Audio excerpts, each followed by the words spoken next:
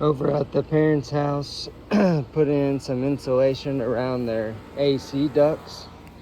The boots to the AC weren't covered, so it's causing them to get condensation around the boots and leaking onto their ceiling. And we're gonna try to fix it with some R19 insulation here, just wrapping each boot.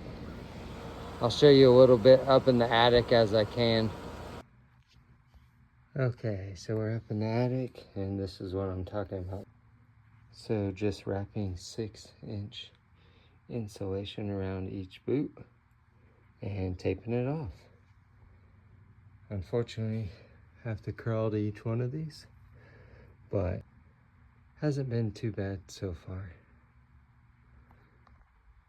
Not sure why they left these uncovered, but we're getting there. I think this is the second to last one.